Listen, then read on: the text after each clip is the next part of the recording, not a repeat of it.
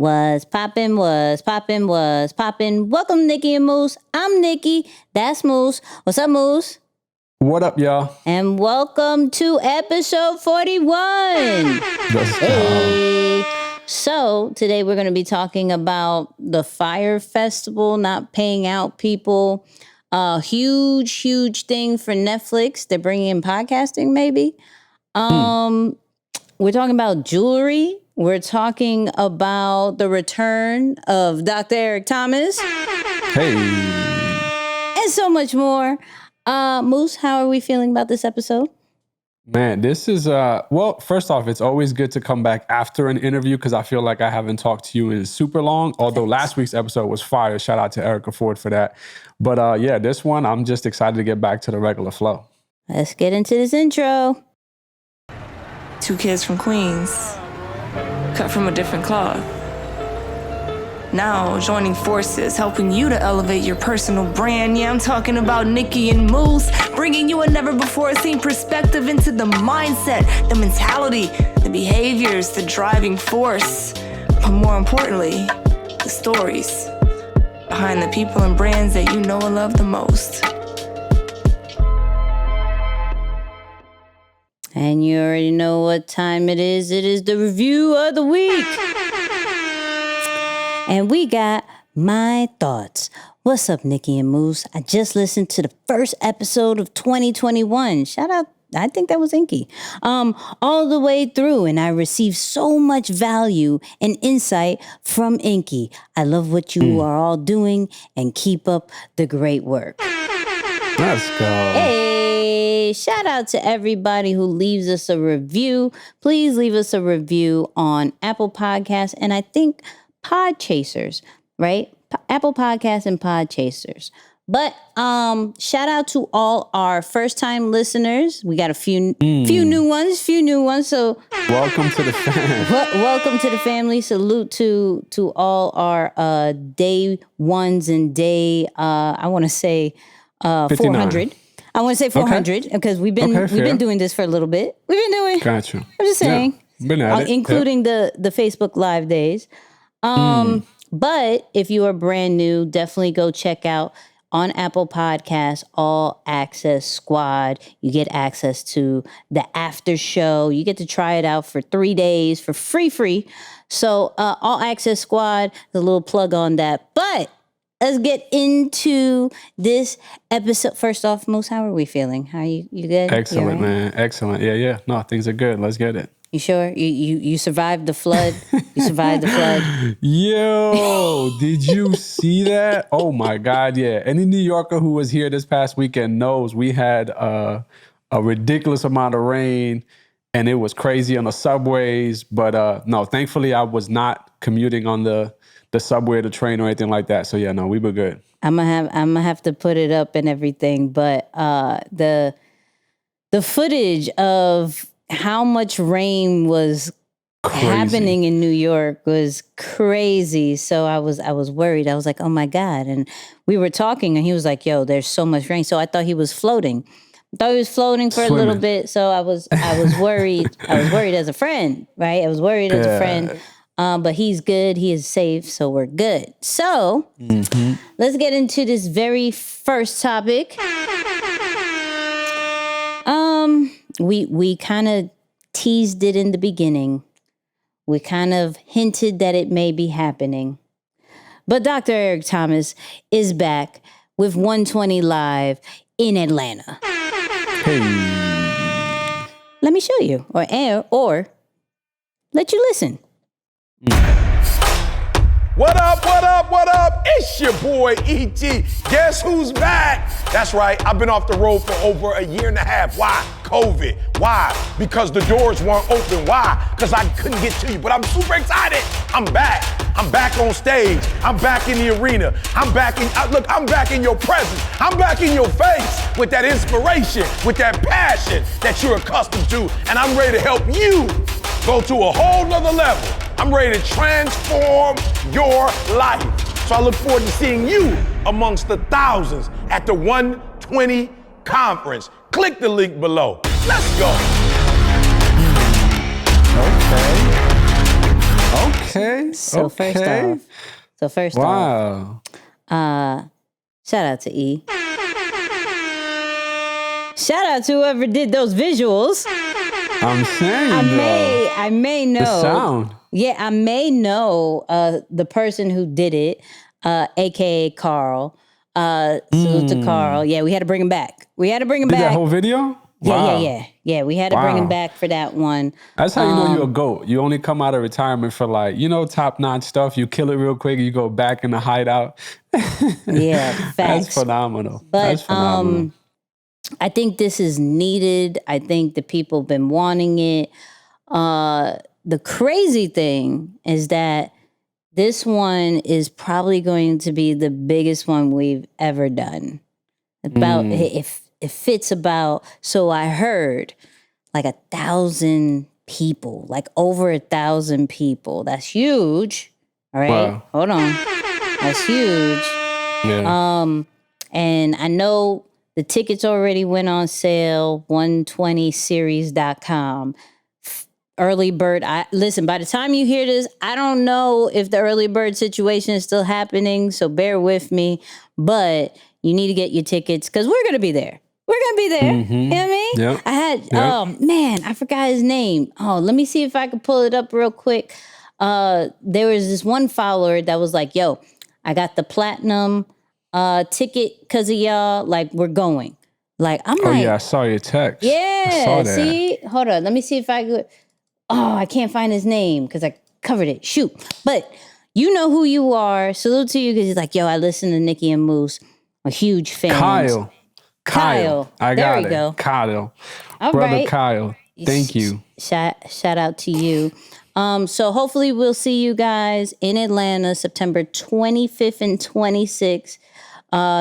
Other speakers will be announced, but we wanted to break it here since we teased it. So we had to bring it back one time for the one time. You know what I mean? But let's get into this next topic of Netflix.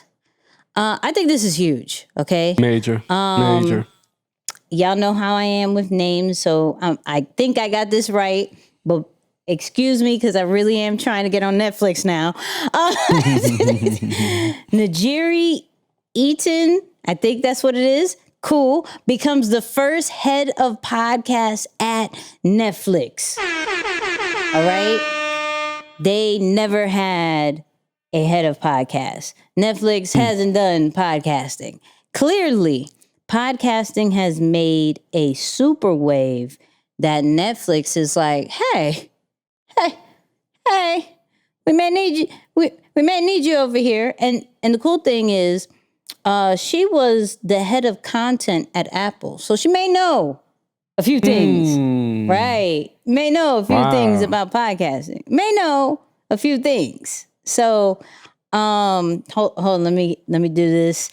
Netflix, if you're listening, right? If you're listening, or anybody who may be connected to Netflix, if you're listening or when you listen, Nicky and Moose would love to be on Netflix. We happen to have a really dope podcast. Visuals are already taken care of. Production is great. Audio is taken care of, lovely, because you're listening to it and you're being amazed by my voice and Moose voice and the content that we are dropping on a regular weekly basis. And we're very consistent. So Netflix, since you are growing your podcast department, we happen to be available. You know what I mean? Right. So, yes. I mean, look, let me shoot. Major. Let me shoot my shot, okay? Let me shoot my shot. Can we at Nigeria and Netflix with that real quick? Just listen. Drop her a DM. Yeah, let's drop her a DM. Nigeria, I followed you on Twitter. I followed you on Instagram, what I think is your Instagram because it was private, so I'm not really sure. But I'm just letting you know. We kind of happen to know Dr. Eric Thomas too. So if you grab us, slight plug. You may grab the other one. I don't make no promises. Shoot your shot. Yep. Virtual introduction. Nice to meet you, Nigeria. My name is Mustafa. Hey. Indeed. Yep. Yeah. Let's talk. You know what I'm saying? Let's talk. Yeah. We have really cool friends. We have Inky Johnson. We got cool friends. I like that. Nah, you know what's dope about that move too? Yeah, you know what's dope about that move too? I'm big on the diversity piece, so I definitely want to go there. Of course, the move itself is major, right? Absolutely. Netflix expanding into that direction, major business move. I love the thought process. I love the expansion. I was on Netflix today, kind of flicking around, and I saw that they have like interactive, even meditation kind of thing on Netflix. I'm like, okay, I see that they're expanding and really like making this a holistic, almost like just a complete platform, right? Which is phenomenal. But then you also talk about hiring a minority woman to lead out a new department or a new, area of the business that you're trying to expand. I love that move. I mean, some people are gonna be like, oh, that's the PC thing to do right now in this era. But let's just say, let's save that for later. Right. Let's just be like, yo, props to Netflix for making that move, right? Putting a minority woman, you talk about a double minority, really, right? To lead out a new department, something that you're serious about. So, of course, shout out to her for doing the work and coming with a ton of experience. Like you said, if she's coming from Apple, it's a big deal. But that's cool to see from Netflix. Yeah, she has a nice resume. So, shout out to you. Congratulations on the position, and shout out to Netflix for trying. Now, what I will say, I am interested to see, because if we're so used to Netflix being a movie video type platform to then jump into audio, I'm curious if you're going to go all audio, and how does that look like? Or are you going to latch onto the video podcast kind of vibe, Video podcast, you know what I'm saying? Video podcast. we happen to take that. We take that role very well. But I wonder what they're going to be doing with that, because that's very interesting. That's it's even though I believe content is two different types. And so if I'm used to logging into Netflix, whether on the TV, computer, whatever, I'm locked in to watch something, right? Now, is your app going to switch up to, I can listen to something? I'm very interested to see that, and how will that work? Shout out to all the developers out there. Yeah, I was about to say that UI, I know that's that type of language, UI type of stuff. So that's gonna be interesting to see how that plays out. Yeah. So, but no, that I think Netflix, huge move. Shout out to her for the position, and we're available. You know what I mean? Let's get into this next topic that Moose brought to my attention, which is Apple, Amazon. Let me backtrack. We're hitting a little tech, people. All right, we're going into the tech world. You see the air horns going crazy. We're trying something, trying something new. We're trying to get into the tech world real quick, right? So Apple, Amazon, and Microsoft are all designing their own chips. That's bad news for Intel and AMD. Moose, talk to the people why this attracted you. Because I got my own spin, but I want to hear from the businessman himself.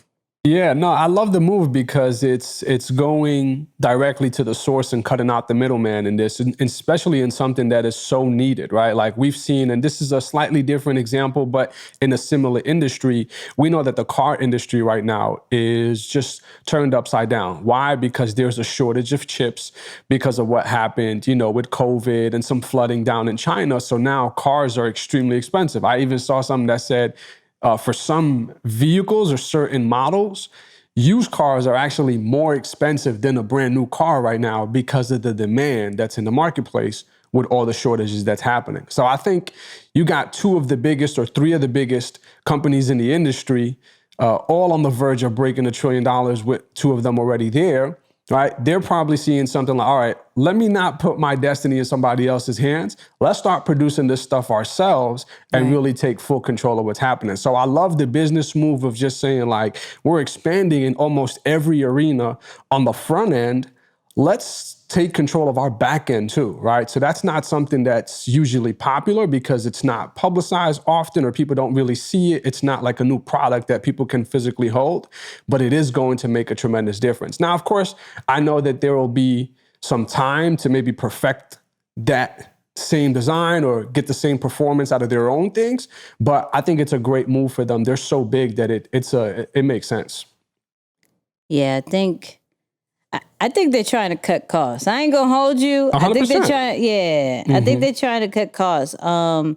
From an Amazon standpoint, I believe that we sell so many of these. I might as well own one, right? And plus they have went from selling books to cloud services, right? And so to keep up the cloud service, you're going to need your own chip.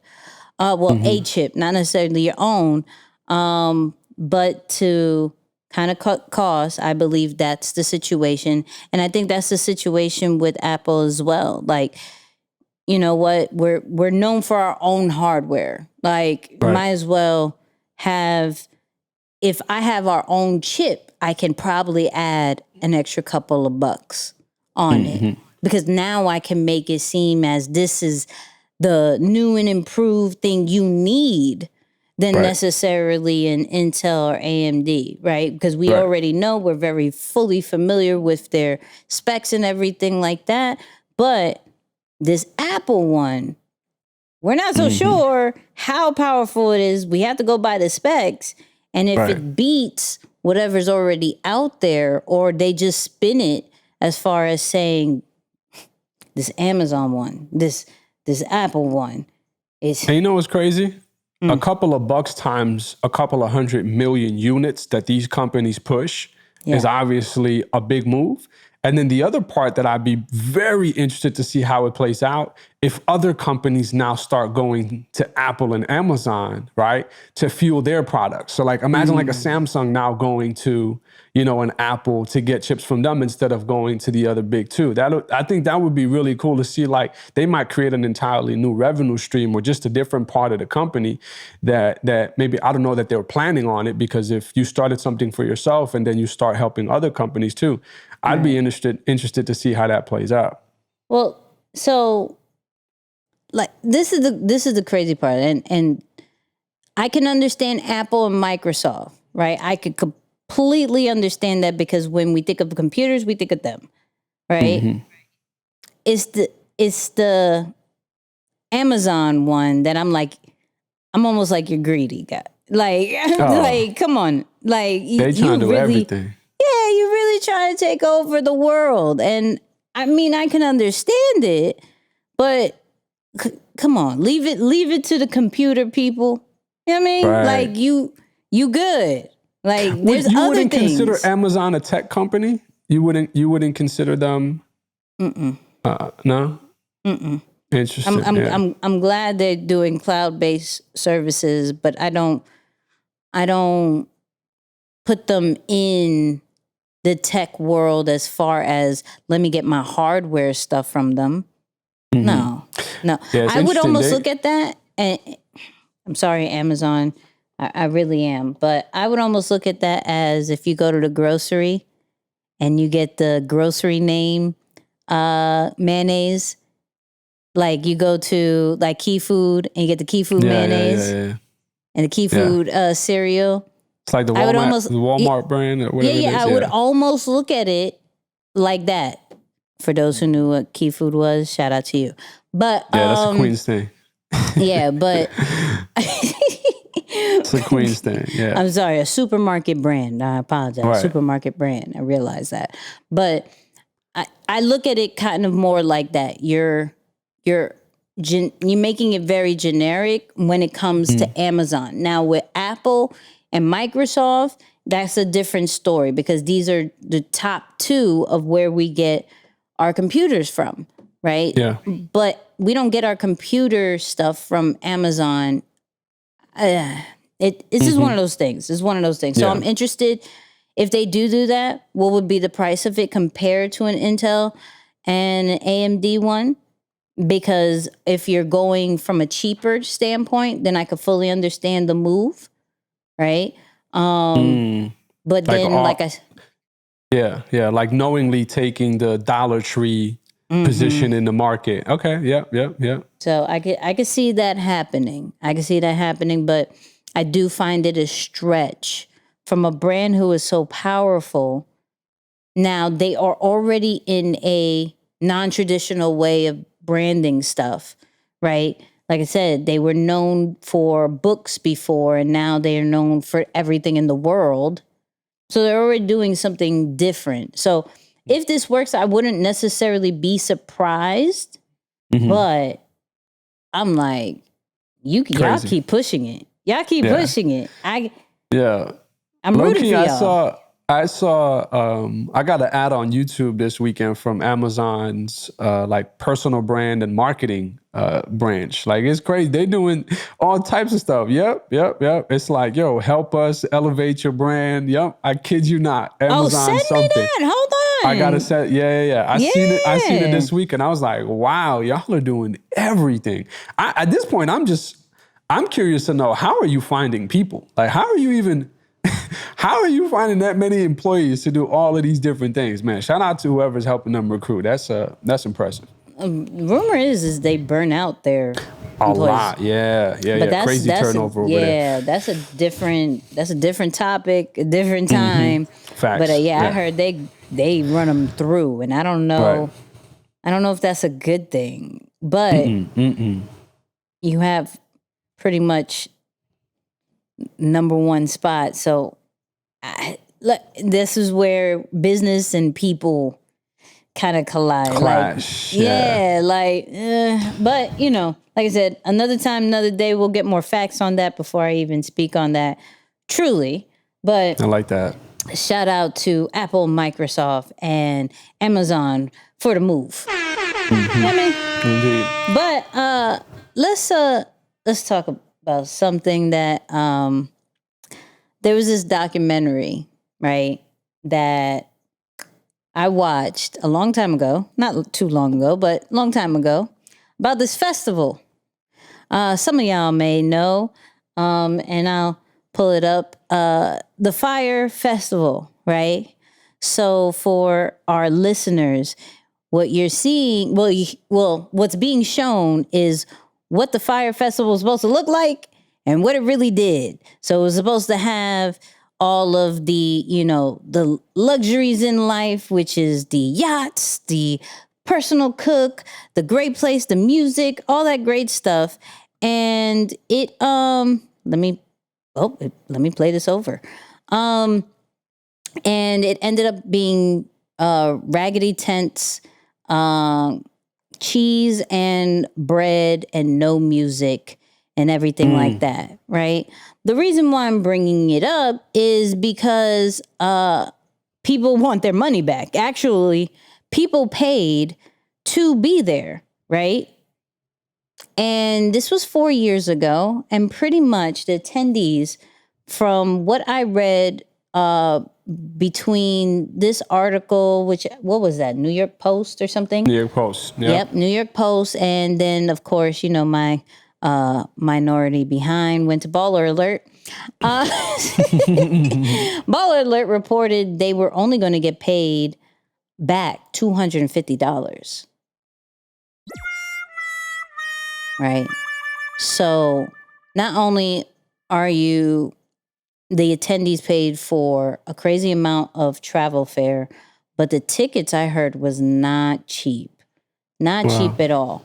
But the reason why I wanted to bring this up is because the power of social media and influencers is crazy, right? So if I bring up this video again, and listeners, I got y'all, right? But at the end, there was a post, right? Let me bring it up right here. I'll pause it. So all the influencers, and they paid a good amount of money to like Kylie Jenner, and a whole bunch of other influencers, where they had this orange box, and everybody would post it all on Instagram, and it just like took over the whole internet to where people were like, yo, what is this? And so then they started seeing the promos of the yachts and the famous people and the models and everything else, which painted this picture of I have to go, right? I have to go. And I look at that from a standpoint of, though it went wrong, really bad, really wrong, really bad, right? There is still a lesson that I would love to go over one day about the Fyre Festival, which made me think of like a really dope idea of like, we watch a movie and then we break it down with some of our audience. That would be really dope. It's a different idea for another day. Don't ask me about it for tomorrow. But anyways, but the documentary broke down all the social media situations that they done to bring people to this island for them to feel so hyped, regardless of that there wasn't so much information out there. There wasn't really true confirmation. They really just went on a limb and like, because they saw it on social media, right? So unfortunately, and if any of our listeners actually paid to go to the Fyre Festival, we apologize. If this may sound a bit insensitive, I promise you that's not the whole thing. But I think that whole Fyre Festival thing, the marketing side of it, not the execution side of it, was genius. Right. It was genius. It's giving me ideas of, okay, what can I give? Because we're dealing with the 120 series. What can I give some influencers for them to be excited about and post? Clearly not paying the amount of money that they did. Sorry, influencers. Sorry. But what can we give them that could be in uniform, that everybody sees it and wants to be a part of it as well? What are the different promos that we have to put out that is like, yo, this is what's going to happen. This is the vibe. This is the feeling. This is the emotion that I'm going to have. This is the energy that's about to be there. This is the kind of lifestyle I'll be living after this. Oh, this is amazing.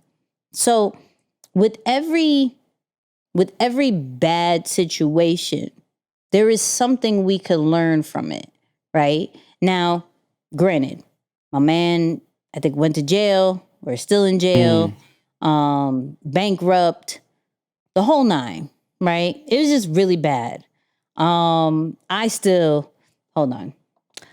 For real, I'm sorry. As much of a Ja Rule fan I used to be, I still can't take him serious after that whole, like I can't take business moves serious. Now, granted, what he probably got caught up with is the whole, let us find a rapper and let's attach this and he's the face, but really it's other people that's running it, right? So Ja Rule probably just got like caught up. Ooh, what happened to that? Got caught up in that whole situation of let me be the face of the actual festival, right? But come on, my guy. Like, you didn't want to back up after you saw certain things happen and you didn't want to speak on it. You just so it was just weird. But I thought it was cool to cover because we have to remember how dope that marketing situation was, regardless of how bad everything ended up. The fact that we saw bread and cheese and like lettuce and that's what people got to eat. And you heard that plumbing was bad, food was scarce, like you lived in a evacuation tent. I don't know. What's your take? They marketed a fancy camp trip, camping trip is what it looks like, and did a phenomenal job. But I mean, number one, I think this goes to reiterate, and for those who jumped on this and saw this opportunity 4 years ago, this goes to show the power of influencer marketing, right? Yes. And I know that that's something that's popular in the industry, but we haven't really talked about it much, at least not on our podcast. But it really shows. I mean, there are some studies now that are coming out that are saying, within the next 10 years or so, you can really expect influencer marketing to almost be the only source of marketing and will outgrow or outdo traditional marketing by a landslide, right? At least that's what studies are saying right now, which I think for them to do it, a couple years back, it really shows that they were almost ahead of their time in a sense. Yeah. The other part of it that I still can't just, work on or move on without really speaking about is, of course, like the desperation to hang on to money or tie yourself and do everything related to money to like do, because like you talk about like, man, did Ja Rule not see, or why would he not back out? And I think there's no better way to explain that, or nothing else to speak to other than the fact that it's a desperate move for money, like, and that's part of it where we can see many people who are, coming up on this topic of like, oh, this person is a scam artist or this or this or that. I never think that, at least I like to tell myself this so I can keep my heart pure. It's like, I never think that anybody is out to intentionally hurt others or another, a group of people.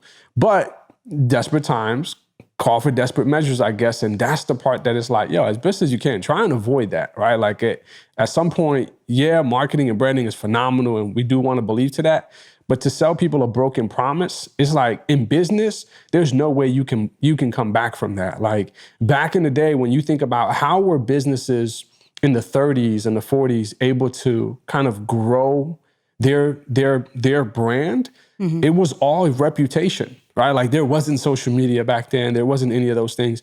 So although you might have a phenomenal like sales and blow it out the mark or the ballpark that one time, just remember that your reputation, like, like this guy now serving time in jail and all this other stuff is like, was it really worth it?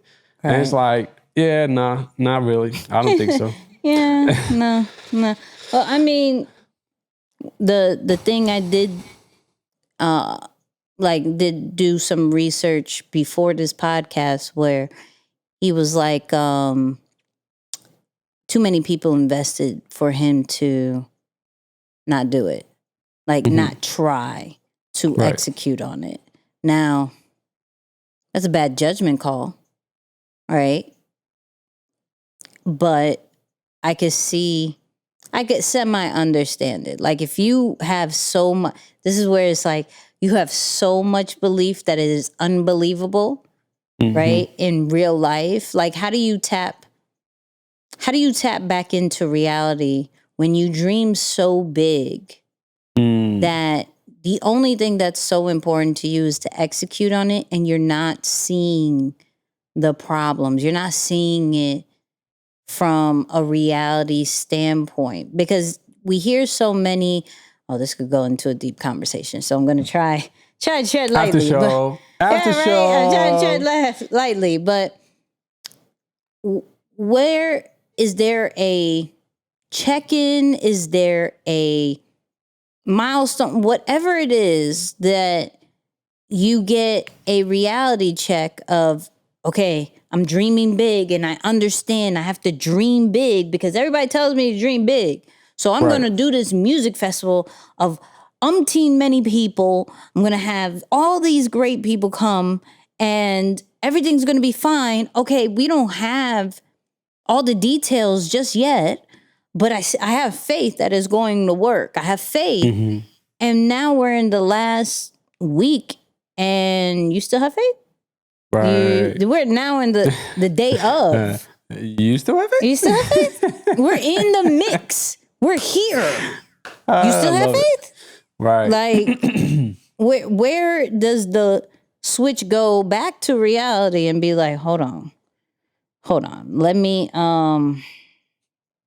get this right. Let me just be honest. But I think the problem was that he was lying through the whole time.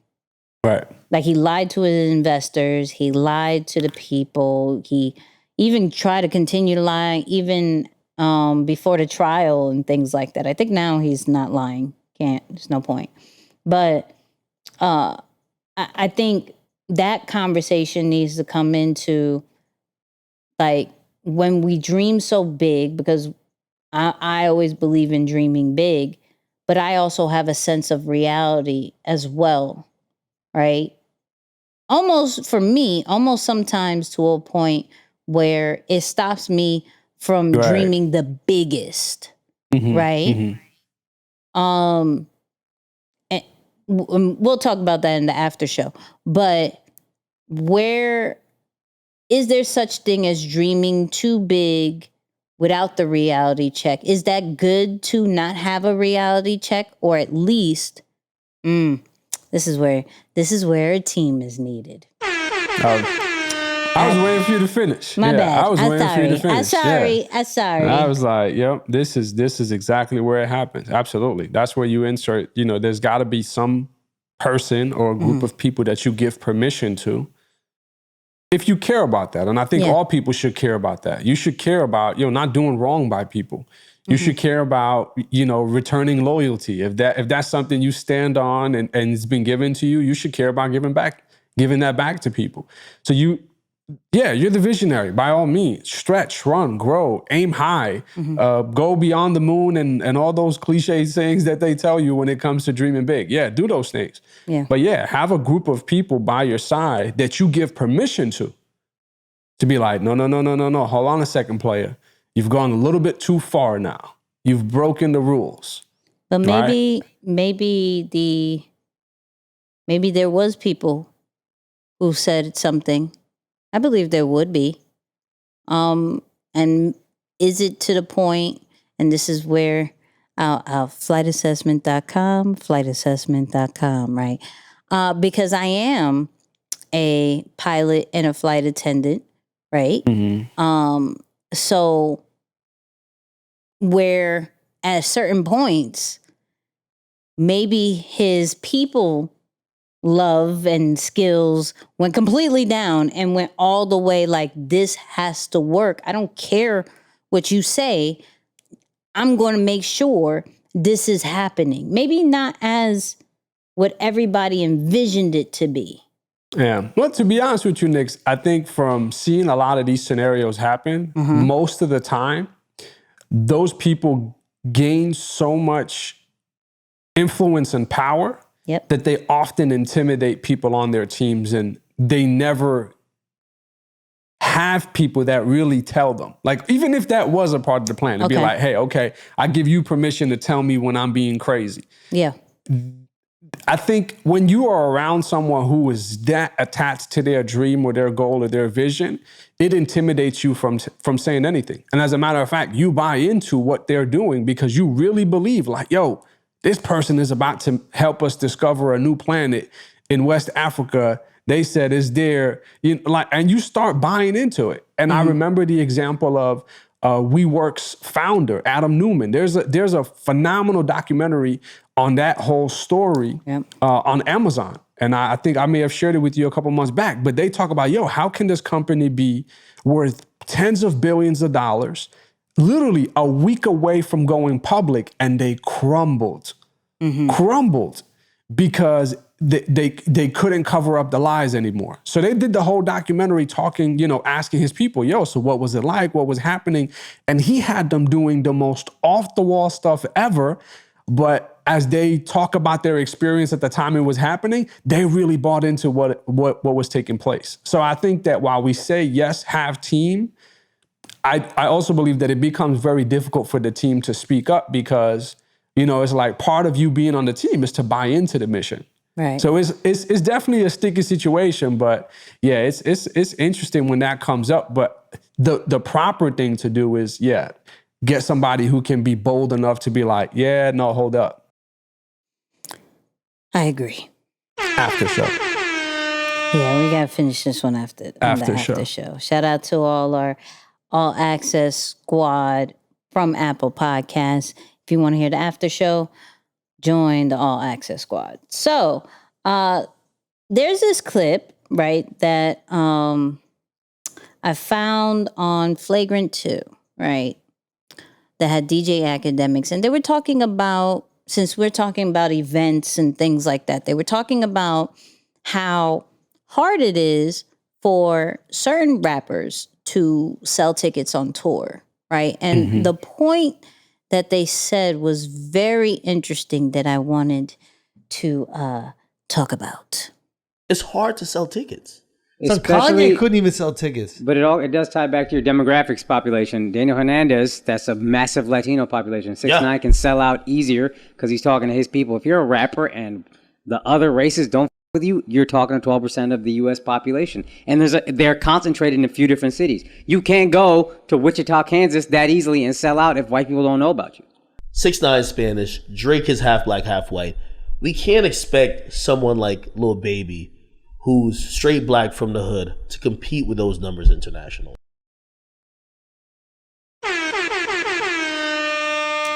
So I brought this up because not from a standpoint of, let's say, rapping, right? But understanding almost the importance of connecting with different audiences in different nationalities and ethnicities, right? So I understand. Okay, so going back into the hip hop language real quick, I can understand since we did go over Lil Baby, I could say this, right? Lil Baby is talking to a majority of black audience, right? That it possibly couldn't sell as many numbers. Now, granted, still the numbers on tour is still going to be a lot, right?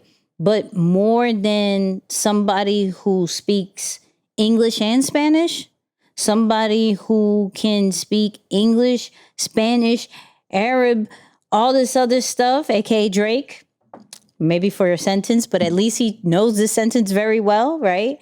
And it made me think about, even from a standpoint of just businesses, right?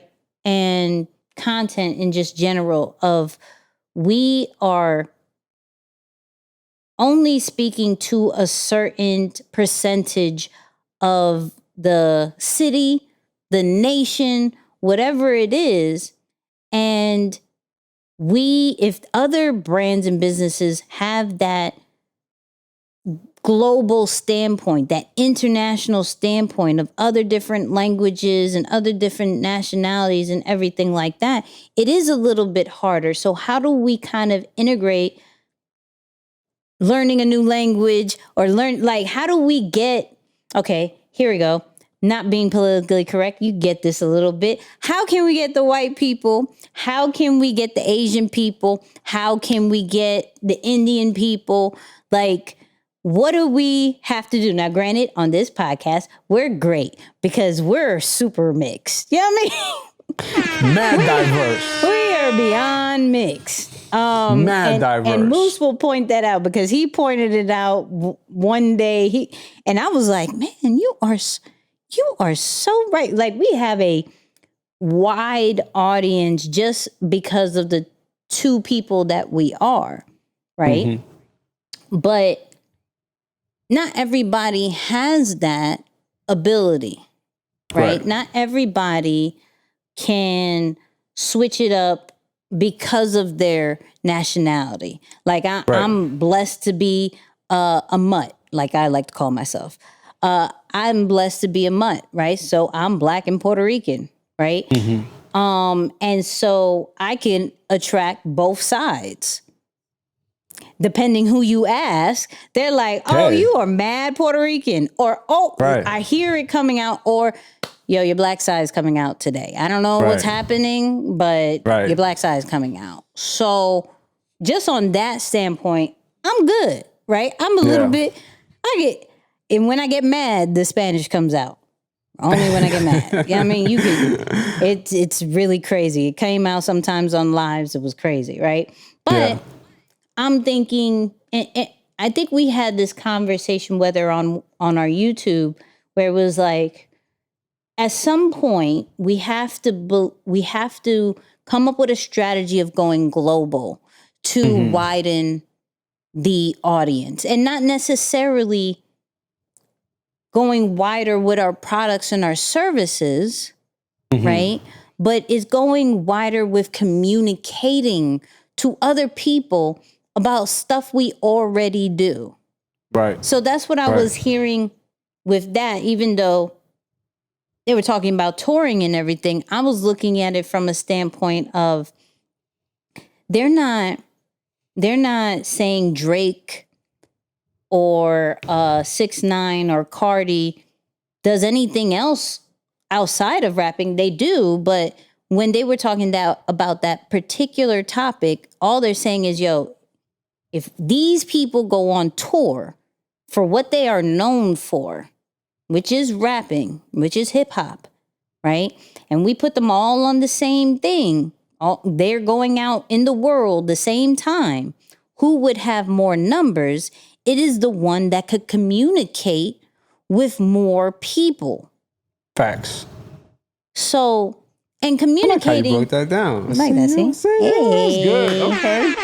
Hey, come on. So even from a standpoint of, let's look at, and now granted, Lil Baby has now become way more popular than before, and hip hop in general has been a genre that all cultures are starting to want to be a part of, and all brands are starting to want to be a part of, right? But there's still that term of crossover, right? So, of course, Cardi has crossed over to the pop lane as well. So I could rap, but I can get on with Bruno Mars anytime, right? Drake done that crossover not only on the pop side, but on the Hispanic side as well, right? And probably other languages we just don't really know because those are the two dominant ones in our culture, right? Yeah. So you look at that and you scrape away the fact that it's hip hop, scrape away the fact they're even music artists. It's like I said, who can communicate and connect with people more? The one who stays super local with the slang and the terms of one culture, or the person who can communicate and connect with multiple cultures. And so I'm thinking when it comes to building a brand and a business, how can we already set it up to where we understand we have to take over local and we have to take over what our audience is rocking with, but how are we going to be able to communicate with other cultures when the time comes? Not instantly, but when the time comes, I'm going to need to know what cultural things I can say and can't say when it comes to my brand. How can I communicate with somebody in this country if I'm trying to go global? So that's what kind of the thing that I was getting from that. I love how you broke that down, because I think you're absolutely right on many facets. I think the part I want to speak to a little bit more is the how part, like how do we actually do that? Yeah. Because I noticed that pride is kind of a double-edged sword in this scenario, right? For example, you need to have pride in your own culture and in your own race to really get people to buy into the message, the food, the ideologies, the culture, like everything. Phenomenal. But then at one point, that pride is what makes you raise your nose just a tad bit too high and not care about how somebody else does it. Yeah. So the reason why I've always valued diversity, and I talk about my experience and my upbringing, but we also talk about, like, the reason why we make Queens front and center on this podcast is because that's where we grew up. Some fun facts about Queens: over 200 languages are spoken in our borough alone. Facts. So we grew up in the mix of diversity. So I remember when I first went to Michigan for college and I finished my bachelor's degree there, we had like a 95% Caucasian population on campus. So a lot of my teammates and other students on campus were like, yo, you come from New York City, this must be culture shock. I'm like, actually, no, because I'm so accustomed to, right, like being in different circles already back home that I just know that this is just a different type of circle, right? It's not where maybe my community rocks. So I think that in that upbringing has made me want to, number one, be a part of different cultures. It makes it easy for me to embrace other people's food, other people's music, right? And when you think about Drake, like, why is Drake so loved by so many different popularities? Well, usually he goes to their homeland. He's looking to take part in their culture, not force his culture on them. Like, he's not going to the Caribbeans and say, yo, let me show you what Toronto's like. No, he's going to the islands like, yo, what's your sound? What's the unique sound that you guys have here? Let me be a part of that. Let me bring local artists from the island and also put them on my platform or give them, an opportunity to get on the track so that I can, right? So I think it's the double-edged side of pride. And if you're looking to become more dynamic or more diverse, if you will, probably the better word to say, and hop into other cultures, you really got to start appreciating other people's culture. And I always thought food and music are the first places to dive into. Once you become a part of somebody's food and a part of their music, you're so embedded in their language and what they do that they welcome you with open arms. Like, I don't know, I'm sure you've experienced this, but there's never somebody who probably came over your house and wanted to, have maybe coffee or, just traditional foods that mom or grandma was like, no, get up out of here. This ain't for you. You don't know nothing about this. Right. And it's like, oh, you care about our culture? Come on, let me show you. Here's what this was about. That's what my mom does. So I think that for anyone who is looking to do that, just, tone down the pride a little bit and really think about embracing other people's culture, because that's the way through for sure.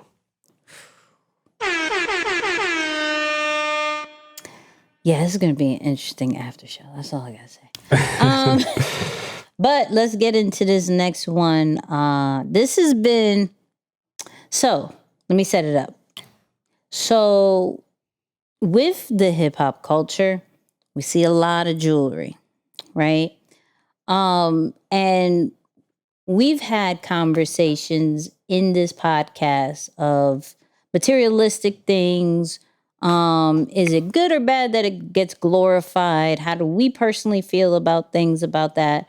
And there is this documentary that QC came out with, if y'all don't remember, that is Coach K and P, with all Migos and Yachty and City Girls and everything. And they literally did a documentary about jewelry and the importance of it in the hip hop culture. And I'm going to say, honestly, it made me think about it a little bit different.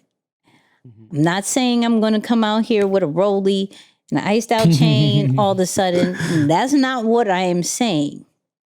But there is, let's just go to the clip, because I got a lot to say, and I see the time. And if it wants to come up, it will. But cue the clip. Right. Cue the clip. Y'all know how we do it. It comes up when it wants to come up sometimes. But when it comes to how hip hop looks at it, it's almost. Oh, here we go. But let me get it back. Bring it back. All about the music at the end of the day.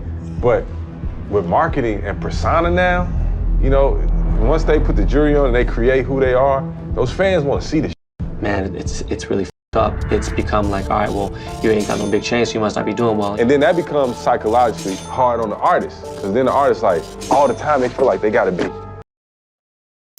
So here's where I want to go with this, right? I love how Coach K was like, yo, music comes first. Yes, granted, cool. However, it is a plus and a minus with this jewelry situation, like they mentioned, because how they formed it was, you know what, the American dream wasn't for us. And so we don't necessarily get awards and trophies for when we do amazing things like maybe other people. So we're going to say jewelry is our trophy. This is something that we're proud of based off different occasions, based off different milestones, right? Everybody has their vices, and this is kind of ours, right? Now, for that standpoint, I'm like, all right, you did something. No one's going to give you anything. You might as well, maybe that's the only child in me, might as well buy yourself something, you know, to say congratulations to yourself, right? I'm fully aware of that. And the whole marketing situation, the way you look is completely shows, yo, I got it all together. This is just where I understand if I have certain chains, if I have certain cars, I have certain things, I'm depicted as I got it together. I'm successful. It is what it is, right? Now, I did like what they say about, yo, if I don't have it, I look like I'm broke. Like, and the crazy thing about that is like, we look at a J. Cole, we don't think he's broke, but my man does look a bit homeless sometimes. I'm sorry. I'm sorry. I'm going to say it. I don't know what's happening with his hair. That's also so crazy. But it's a lot of things going on. It's a lot of things. But even in the documentary, which was cool for them to point out Jay-Z, where it's like, yo, Jay will come out with a whole suit, right? But he'll still come out with the chain, and it's more of a I'm in your culture, but more of a, and pardon me, F you kind of thing. Like this is where I'm from. Like I made it, but this is where I'm from, and this is my trophy that I made it, right? I have conflicting situations with it because for the sake of the rapper life has almost converted into the entrepreneurship life. And if we see, and it is documented where, yo, it can mess up your mental that if you don't have this particular chain, car, and everything, people don't think you got it. And you can have all the skills in the world, but if you don't have these things, you haven't made it. Or you are looked at a certain kind of way. And that kind of lifestyle has almost seemed to come through to entrepreneurship, because it's not necessarily if you have the best business, the best skills, the best experiences, anything like that. It's to some, if you have this mansion, if you have this car, if you have these types of jewelry, now you're a very successful entrepreneur. And we could clearly see that. Now, I bring up a J. Cole because a J. Cole is like a Bill Gates, right? A Kendrick is like a Jeff Bezos, where I'm successful and I don't necessarily have to show you I'm successful, because clearly my body of work and what I have built says it for itself. I wonder, is it a confidence thing after a certain point that makes you like feel that comfortable that you're like, I'm cool? Because even in I think episode 2 or 3 of this particular documentary, Lil Yachty comes back and is like, yo, a lot has changed in a year. I look at jewelry, it's cool to look at, but I'm not really about that materialistic thing anymore. I know 21 Savage also was one of those, I'm not going to really buy jewelry anymore. I'm going to go more into investing. Right? so clearly certain priorities and everything like that. But if you, and I understand, like I said, I understand with hip hop because that's entertainment, right? So you have to entertain, you have to live a certain kind of lifestyle. And so it's cool for an entertainment standpoint. It sucks from a real life standpoint. Mm-hmm. But when you're taking a lifestyle of entertainment and putting it into a business style of entrepreneurship and making it as almost, if we don't see these things, you're not a successful entrepreneur, that's when I have a bit of a problem. Keep it as a trophy. I'm for it. Yo, you got your Rolls Royce, cool, right? What was it? Shout out to LeBron if you're seeing this. Your son has an amazing car. Shout out to Bronny, right? He has this new Charger with the stars on the top of it. They went to, I think, what is it called? Stars in the ceiling, right? Which I just found out. You can put any stars in a car. And now I don't want a Rolls Royce anymore. Oh, there we go. Yes. There we go. Thank you. I don't Save want a you Rolls Royce no more. $100,000 or so. Yeah. Fire, Save right. you $100,000 or Because so. all I wanted was for the stars, but that's not the point, right? Where was it going with this? Because I got really confused. So, okay, no. I totally forgot it. That's all right. Yeah. Because I was like, got so excited that I don't have to get a Rolls Royce anymore. But anyways, so, okay. So, shout out to Bronny because he got a new car with the ceilings, stars in the ceilings. And that's kind of like his trophy for what he's already done. And he's super talented and super successful in his already career that he has, right? With how, like his school is one of the most like notable schools and documented schools right now, right? Yeah. So that the fact that he got that car is a trophy like, yo, salute to you, right? Cool. But I'm conflicted because some people really say, yo, you don't have this, then you're not successful. Right? Or the expectation is that, and that messes with people's mentals. And that's where I have a bit of a problem. Because granted, shout out to my mom, I love jewelry like anybody else, right? I will keep a certain kind of look, certain kind of chain on, because that's who I am, right? And I come from the hip hop kind of lifestyle, all that great stuff. However, take this away, I'm still the same person. I can still murder anybody in the skills that I do, right? And no one can say anything different. But some people will look at it from a standpoint of, here are your peers. Your peers have Rollies. Your peers have these particular cars, multiple cars. Mm-hmm. Where are you with that? I do not care. Right. What are you talking about? Like, what? So I'm conflicted with it, but I understood based off this documentary why jewelry is such a importance in hip hop, because we weren't supposed to be given anything anyways.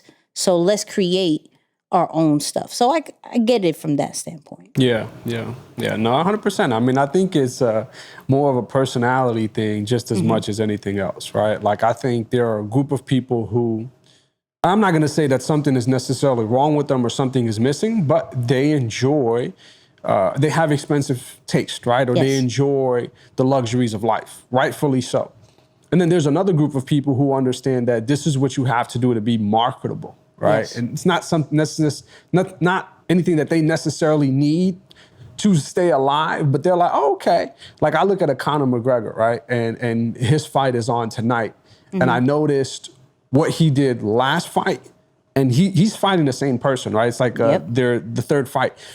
What he did last time, and he took this very friendly approach where he's used to being the villain. And we've seen a lot of people take the villain character or the villain role in their marketing efforts to really rally more people, because you're either gonna love to see him, or you're gonna love him or hate him, but you want to see him win or you want to see him lose. But either way, you're watching. We saw Floyd do that. We saw Conor do that. But where they come from humble beginnings. They don't necessarily need those things, but they know how to play the game. I think the challenge and what you're speaking to here is like, if it becomes the thing that helps you to feel valuable, worthy, or confident, then man, that's something you got to really look out for, because God forbid, should something happen or you can't maintain that lifestyle, then it's difficult to, right, feel your best or contribute or any of those things. So no, I think you spoke to it really, really well. But yeah, I just wanted to add that piece of, people just more so understanding the marketing side of the business, and they play the game, and even others who choose to play the villain role, and they see what happens. So like, as you're looking at, I don't know if you've seen any comments or interviews around, again, just with this example with Conor, everyone is excited that he's back being the villain and tossing my man's hot sauce and, like doing all this crazy stuff. So I think some people know how to play the game. Others just get tied to it and they actually need it to, be themselves or whatever. So yeah, and from a marketing standpoint, would Floyd Mayweather be Floyd Mayweather if he didn't market himself with having the cars, the money, the houses? Who's another one? Would Cash Money, let's bring it back, would Baby and Lil Wayne back then, would they have been so successful being called Cash Money and they not showing any kind of lifestyle? Going on with credit cards. Yeah, right. I feel you. Right. So I think, but then again, if we go all the way back, now back from our kind of, not like back like Rakim and all them, but Death Row. Mm-hmm. Now their marketing standpoint was terror and gangs, and like, it wasn't the money. It's called Death Row. Like, you come correct, or you will probably deal with some consequences, right? I didn't want to say that. That's, I think Suge is still in jail, but sorry, Suge, but yeah. So their marketing way is not about the cars and the money. We have that, but that's not the standpoint. The standpoint is, our attitudes, who we're affiliated, what are when we come in the room. Don't mess with us, right? So I think even though you can go into a industry where it is very materialistic, there is still other ways to market that doesn't necessarily go around that. Now, I'm not saying do the Death Row way. Please do not pick violence over money. Don't do that. Thanks. That's like, I'm not good with that. Thanks. But I think it only gets dangerous when it comes to the jewelry and money, and when there's greed that comes in. That's when it gets a little bit crazy. That's another topic within itself. I think if it just stays as trophies, I'm cool with that. You know what I mean? I'm cool with that. But let's get into this last point. Y'all know I always trying to find something deep to have conversations with Moose, but I found this really dope clip that was on Hot 97, right? That was actually on an Instagram profile, I think called Hot Freestyle or something, right? And it was talking about working with Eminem and how is it wrong to have a 9-to-5 work ethic? So let's watch this. Working with him made me look at the business different, because he was the first artist that I worked with that actually treated business like a real job. The first day I came around 6. I'm expecting, okay, we're going to do an evening session. I get this studio. Oh, M just left. I was like, yo, M, where you at? He said, I'm out of here. I said, well, I'm at the studio. I just got here. You coming back? He said, I'll be back there at 9 a.m. So I get there at 9, and he shows up on time. So I'm in the middle of writing the record. He's like, yo, I'm about to go out for lunch. I said, all right, cool, I'm gonna meet you after. He said, you're not gonna take no lunch? I said, no, I'm not hungry, I just wanna work. He goes, takes lunch, hour come back, he's back, what we got? I play him the record, play him the chorus, he said, oh, this is it, boom. He goes into his verse, 5 o'clock come, he's halfway in. He's like, all right, bro, I'm gonna see you tomorrow. And I asked him, I was like, yo, what's up with the work ethic? He said, nah, man, I just like to be here. I don't make it no more than what it's supposed to be. I don't allow it to stress me out. Stay longer than I have to. I got a family, I got a daughter. I want to spend time with her. Like, I want to make time. And I stopped and I said, damn, you know what? He's right.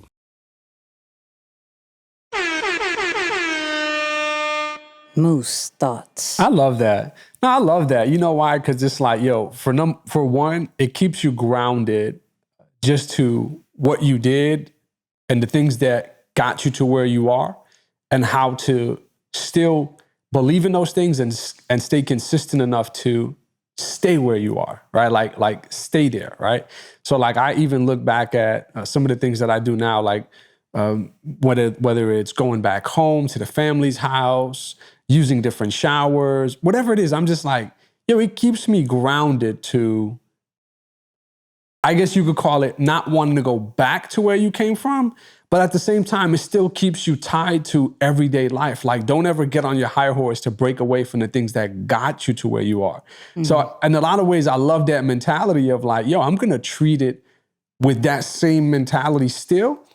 But at the same time, I'm not going to give it more of me than it deserves so that I don't rob myself from other parts of life. Like, there are still other things that matter outside of work. There is kind of like he said, family and children and food and just, you know, just your own personal time. So I love that. Like, I know that there was definitely maybe the last 10 or 15 years where there was big promotion for, you know, working hard and grinding and sacrifice and working 16 hours a day. And look, if that's really what makes you and you don't want to do anything else and you're happy doing it, then by all means, I don't think that you should listen to anybody telling you to stop. But if you bought into that marketing, right? If you bought into that storyline and it doesn't make you happy, or you feel other parts of you are still missing or you're not fulfilled, then it's okay to change that. And I love to hear successful people, or I'm gonna use that Erica analogy, you know, people who are famous and can dangle that carrot in front of you to show you like, yo, you can still be at this level and do it a different way as long as it works for you. So that part I love to hear. And it's like, yo, from time to time when we highlight people like that, it just shows, yeah, you can do it differently and still do it at a high level. Like, you don't gotta do it like everybody else. Big facts. And the fact that Eminem is pretty much known as top 20 or top 10, depending on certain people's lists, greatest of all time. And to hear that he has a 9-to-5 work ethic. When I heard this, I was like, oh, I'm doing something wrong. I'm gonna be honest with you. I was like, I'm doing something wrong. And I actually wanted to bring it to you because now that, you know, Moose is married. You know what I mean? Moose is married. You know what I mean? So now we got to be accountable for like real life time and like, okay, you can't have all of me over here because I have a whole human being that deserves all of me when it's, you know, the time is right, or even all the time. It doesn't even matter. I don't know. You know, that's up to him how he defines his time, or he says bump all y'all, right? So I wanted to actually bring this up as a conversation because it's like we're actually in an environment of almost feel as if it's 24/7, right? But when we look at some of the successful people, even the successful people in our circle, there are complete cutoff times or cutoff weeks, things like that. And I'm like, maybe, you know, the first thought that came into me, maybe I'm not working as effective as I thought because I'm looking at it as if I have 24 hours. And if I looked at it as if I have 9 to 5 kind of time, I would probably push myself a little bit more and get a lot more done because I know I don't have all that time in the world and I possibly can have a regular life. What what I saw in a video, and I was going to talk about it probably on a live, was like people actually, with how the pandemic hit, was like you almost like value more of work-life balance. Mm-hmm. Yeah. Because we saw it's possible. Yeah. All right. Like Yeah. I could work here. I could still chill. I ain't got nothing. I'm home. This, that, and the third. Let's figure out how to get rid of this. And we'll talk about that on a YouTube live. But I really thought about it like, yo, I'm doing everything wrong. And so now I'm almost going to look at it from like, all right, these are the dedicated hours. I don't know if I could weave myself off so much, but I don't feel like there's something that's so much of an importance than working in these between times and be very effective and driven in these particular hours, and then dedicate the rest to whatever it needs to be dedicated to. Yeah, that's real, man. That's real. I think you're absolutely right, because there was a time where I had to kind of train myself on time management. So when I was working from home or ran business from home, however you want to look at it, it looked like, or it felt like I can work any day, anytime, any hour of the day because I have the computer right there. And there's, like I said, we're in that environment where it's marketed that you got to work. So when you're not working, you feel like, oh man, I'm being lazy, or something's wrong with me, or why am I not working more? I should be doing this more. And I had to train myself to break that habit. And I remember getting a small little office space. It was at a co-working space, like a little cubicle, small little cubicle. I was paying for it monthly. And I intentionally left my computer at the office because when I came home, I couldn't do work. So you got to do work, finish your work while you're at the office, because when you come home, there's no more work. So I think it's a habit that every entrepreneur, everybody who's going to work for themselves, by themselves, whatever, just not tied to an actual organization, it's a habit that we all need to really train, which is, yo, don't romanticize work because you work for yourself. Like, don't make it the end all be all. You should really look to, like you said, maybe carry more of a 9-to-5 mentality with this. And you might actually find that you will do more. Like you said, there's a set time to it. So I love this clip, man. I haven't really thought about that idea in a while, but I'm really glad. I'm going to thank you for the reminder, because I know I could be doing better in that department myself. Yay! Yeah. I just listen, and he's the GOAT. So we got to learn. Yeah. We got to learn from them. I'm just saying. My man is great. Yeah, that's real. Listen, I'm just saying. But shout out to everybody who reached the end of this podcast. Totally appreciate it. Follow us on YouTube, Instagram, Facebook, Twitter, LinkedIn, at Nicky and Moose, everywhere. We have a lot to talk about on this after show, so definitely subscribe. All my Apple Podcast listeners, definitely subscribe, because we're going to talk a little bit more about this. We're going to talk about the jewelry thing. We got a lot of things to talk about on this after show. So definitely become part of the All Access Squad. Try it out for free for 3 days. We got a couple of episodes you can binge on, right? I uploaded quite a few for y'all. Quite a few. But Moose, final words. Yeah, I saw something this week that said, yo, the bad news is time flies. The good news is you're the pilot.